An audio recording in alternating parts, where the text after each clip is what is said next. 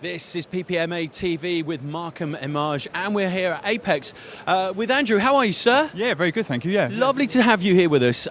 Busy show today. It's been good. Yeah, I mean, I think it's probably quieter than we initially expected. I think there's a few issues there, but no, it's still been a good show so far. Yeah, absolutely. I think everybody thought, hang on, it's going to be scary. We can't actually drive here anymore. Well, exactly with the petrol issues. But you know what? I think it shows a real testament to PPMA that so many people are here. It's incredibly busy, isn't it? Well, listen, it's lovely to have you back on the stand. Always a pleasure to see you. Talk us through what's new for 2021. I mean, for 2021, Apex UK's got a couple of new products really.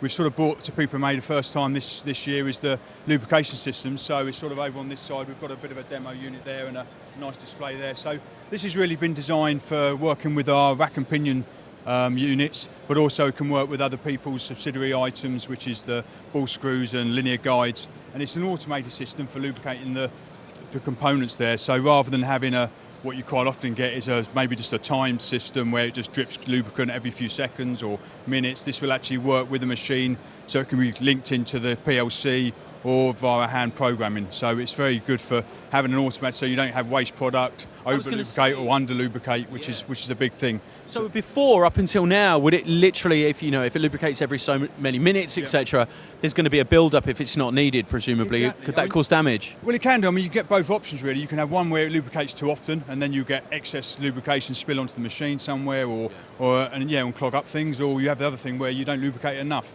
and therefore it runs dry, and then you get damage and then need to maintain earlier. So is this just a program? Is this a software system that's put in place? Is this something you designed to kind of go, it now knows exactly, it can sense everything that it needs to work perfectly? Exactly right, and that's how it works. So it will link into the PLC of whatever the machine is. So then it can work out how much it's running, when it is running, when it isn't running, and how fast. So then it can then feed the lubricant based on its how it's working. I mean, with the way that technology is, how come this sort of thing is only now happening?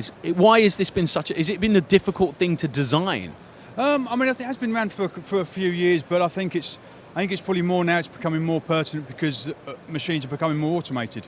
So I think that's the big thing. There's more PLCs available now, and it just makes it readily available. So it's an ideal time now to come out. And I think people are more aware now of maintenance times and also waste product. I mean, people are, it's becoming a big issue now. Downtime is a big problem. So you want to be able to have as little downtime as possible and not waste material. I was going to say, it's definitely going to minimise waste, isn't it? You've got another piece of kit over here that looks insanely heavy for such a small item. Talk me through this. It is rather, I mean, I will pick it up, but it is quite heavy. So, I mean, this is something new that we've launched, which has been aimed really for AGVs and AMRs, so automated mobile robots and guided vehicles. And it's been designed specifically to have actually the wheel mounted on top of the hub itself, so it's got very heavy bearings in there. It's compact as a planetary gearbox, so it's designed for sort of servo driving or can be pulley driven inside a mobile robot, but it's very compact, so you can have the wheel mounted actually on the hub itself, big bearings in there to support the radial loads you'll get.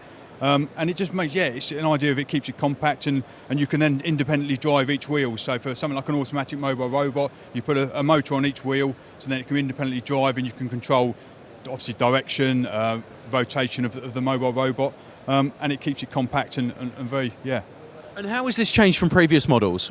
Well, I mean, it's a new design for us. So I think in previous times when you were driving something like a wheel, it would have had probably a gearbox that was mounted to the wheel externally, so the wheel would have been on a bearing, then you'd have had a coupling or something connecting that to a gearbox, then to a servo motor, so it makes it much longer, more weight on the machine, and this makes it a very compact design. It's very small, it's very, very compact, but I'm guessing very heavy. Yeah, that's very heavy. I don't want to touch that. Absolutely. I mean, this is one of the bigger sizes, so they do go smaller as well.